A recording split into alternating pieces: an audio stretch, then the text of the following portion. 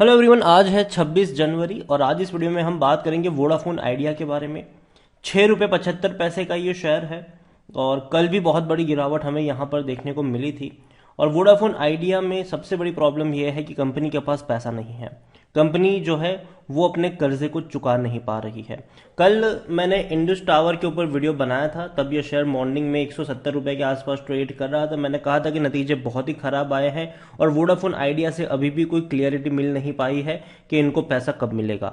तो ये टूटना तो लाजमी था और मैंने मॉर्निंग में ही कहा था कि ये गिरेगा और वो काफ़ी बड़ी गिरावट बाद में इसने दिखाई भी थी। 158 पे ये क्लोज हुआ और साथ ही साथ वोडाफोन आइडिया में भी गिरावट देखने को मिली, क्योंकि कहीं ना कहीं एक डर बना हुआ है कि अगर वोडाफोन आइडिया पैसा नहीं चुकाएगा तो हो सकता है कि इंडस टावर जो अपनी जो सर्विसेज है उसको बंद कर सकता है। तो ये एक खतरा जरूर है और उसके बारे में हम यहाँ पर बातचीत भी करेंगे। लेकिन उससे पहले अगर आपने अभी तक चैनल को सब्सक्राइब नहीं किया है तो प्लीज़ अभी इसे सब्सक्राइब कर लीजिए, क्योंकि आगे भी बहुत सारे वीडियोस हैं जो आपको काफ़ी ज़्यादा हेल्प करेंगे। तो वोडाफोन आइडिया 6 रुपये 75 पैसे का ये शेयर है। पिछले एक महीने में अगर हम देखें तो पिछले एक महीने में वोडाफोन आइडिया के शेयर में तकरीबन 12% की गिरावट है। 8 रुपए से लगातार ये टूट ही रहा है।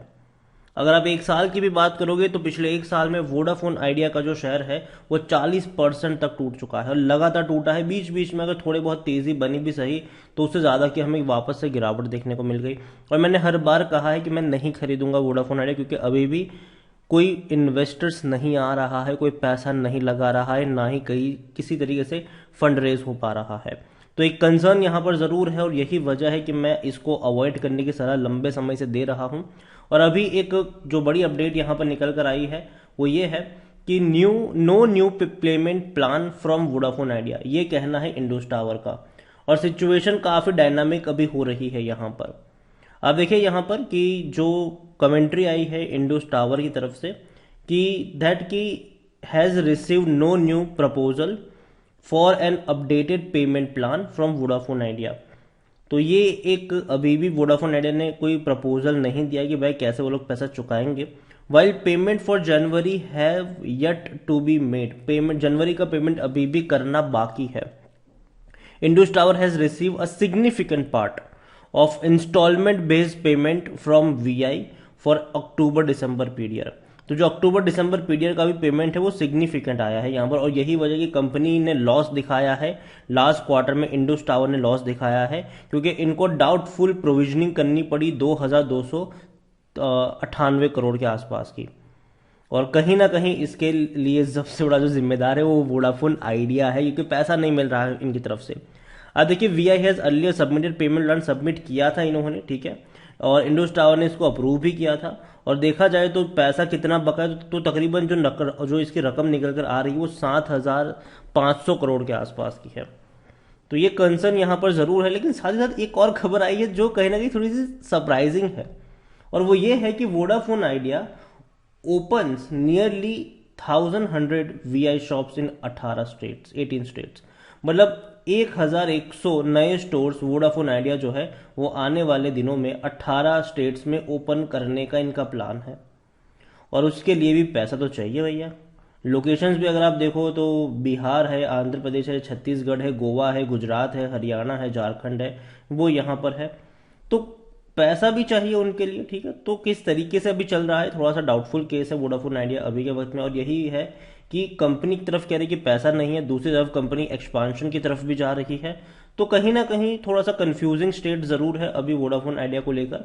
और लार्ज कैप शेयर अभी भी है, ये 22,000 करोड़ से भी ज्यादा का इसका मार्केट कैप है। वॉल्यूम कल काफी ज्यादा देखने को मिले थे, 3,60,00,000 के वॉल्यूम बीएससी में थे और एनएससी में भी अगर आप देखो तो 10.5 करोड़ के आसपास के वॉल्यूम से, मतलब बड़ी क्वांटिटी में शेयर ट्रेड होते नजर आए। प्रॉब्लम कंपनी की यह है कि कंपनी प्रॉफिट नहीं कर रही है, कंपनी बड़े लॉसेस कर रही है। 7,600 करोड़ का लॉस इनको सितंबर क्वार्टर में हो, जबकि इनका रेवेन्यू सिर्फ 10,600 करोड़ का था। मतलब बहुत बड़े लॉस हो रहे हैं और हर क्वार्टर में इनको लॉस हो रहे हैं और ये एक अच्छी बात तो नहीं है कंपनी के लिए। वोडाफोन आइडिया देखा जाए तो कंपनी में वॉल्यूम्स काफी हाई नजर आए जरूर है। According to Moneycontrol user 100% लोग कह रहे हैं खरीदारी करो। देखो मेरी क्या रिकमेंडेशन है वो भी मैं आपको वीडियो में आगे चल के जरूर बताऊंगा।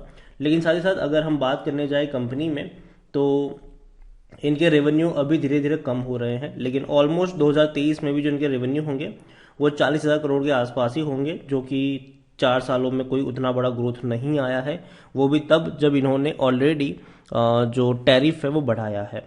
टैरिफ बढ़ने के बावजूद भी इनका रेवेन्यू नहीं बढ़ पाया। रीज़न सिंपल है कि यूज़र्स जो है वो इनको छोड़ के जा रहे हैं। पिछले कुछ सालों में अगर आप देखो तो वोडाफोन आइडिया के कई सारे यूज़र्स जो है वो बाकी नेटवर्क में शिफ्ट हो चुके हैं। कंपनी के नेट प्रॉफिट की अगर हम बात करें तो कंपनी का नेट प्रॉफिट है ही नहीं। कंपनी लगातार बड़े बड़े लॉस कर रही है। 75,000 करोड़ का लॉस, 45,000, 28,000, और अभी अगर 2023 में ये जो नुकसान है वो और बढ़ेगा। कंपनी को हर साल का 5,000 करोड़ रुपए तो सिर्फ सरकार को चुकाना है। 5G रोल आउट करने के लिए पैसा चाहिए, बैंकों को चुकाने के लिए पैसा चाहिए, और ये इंडस टावर को चुकाने के लिए पैसा चाहिए। तो भैया बहुत सारा पैसा इनको रिक्वायर्ड है, और सामने उस तरीके की सिचुएशन में कंपनी अभी नजर नहीं आ रही है। और यही वजह है कि कोई भी एनालिस्ट खरीदारी करने की बात यहां नहीं कर रहा है।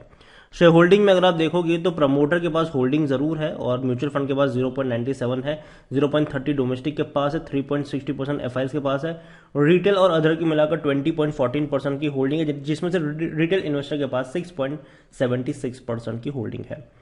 देखिए, ओवरऑल वोडाफोन आइडिया मैं मानता हूं कि कंपनी बहुत अच्छी है। शायद सर्विसेज आप काफ़ी लोगों को अच्छी लगती है इनकी सर्विसेज, क्योंकि इनकी सर्विसेज उतनी महंगी नहीं होती जितनी भैया आजकल जियो और एयरटेल चार्ज कर रहे हैं। लेकिन दिक्कत यहां पर यह है कि कंपनी अभी उस चीज़ को पूरा नहीं कर पा रही है। कंपनी को भैया पैसा नहीं है, कंपनी दिक्कत में है ज़रूर, और इसीलिए कंपनी आने वाले कितने दिनों तक टिकी रहेगी ये कहना मुश्किल है। हाँ, बीच बीच में ऐसा ज़रूर होगा कि कोई खबर आ गई कि यहाँ से पैसा आ सकता है और शेयर में तेज़ी आ गई। मैं इस बात से इनकार नहीं कर रहा हूँ कि ठीक है वो नहीं होगा, लेकिन अभी वो सिर्फ और सिर्फ न्यूज़ पे टिकेगा ये शेयर, कि कोई अच्छी न्यूज़ आ गई ये दौड़ जाएगा।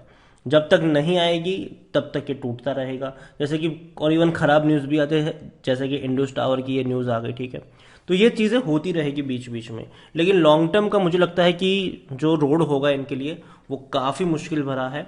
और इवन कंपनी के जो कुमार मंगलम बिरला जो है वो खुद कंपनी से इस्तीफा दे चुके थे और कहा था कि भैया मेरी सारी इक्विटी ले लो लेकिन इस कंपनी को बचा लो, ये उन्होंने सरकार से कहा था।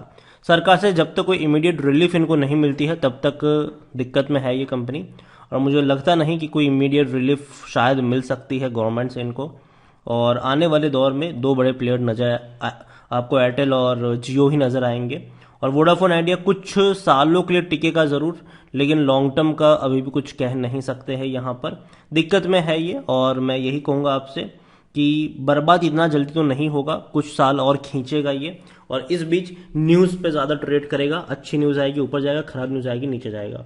अभी मुझे लगता है कि जो खरीदारी के मौके हैं वो शायद एक बार के लिए 5 रुपए के आसपास बन सकते हैं अगर वहां पर जाता है तो, क्योंकि फिर आप इस उम्मीद में बैठे रहना पड़ेगा आपको कि कोई अच्छी न्यूज़ आ जाए तो वापस शायद 8 रुपए पर भाग जाए, वापस मैं बेच दूं और वापस अपना प्रॉफिट बुक कर लो। तो ऐसा होता रहेगा यहाँ पर कि जब भी 4-5 रुपए के आसपास होगा कोई न्यूज़ आ जाएगी, भाग जाएगा, 8-9 रुपए के आसपास होगा, वापस कुछ आएगा, वापस ये गिर जाएगा।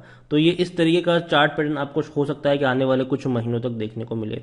तो यही कहूंगा आपसे कि अभी जल्दबाजी मत करिएगा यहाँ पर, और हाँ बहुत ही रिस्की कंपनी है तो खरीदारी करने से पहले 10 बार सोचिएगा जरूर। वीडियो को यहीं पे एंड करूंगा, पसंद आया हो तो लाइक करो, शेयर करो, चैनल पर अगर पहली बार है तो प्लीज सब्सक्राइब करें, और वोडाफोन आइडिया के बारे में आप क्या सोचते हैं वो भी आप मुझे कमेंट में लिखकर बता सकते हैं। Thank you.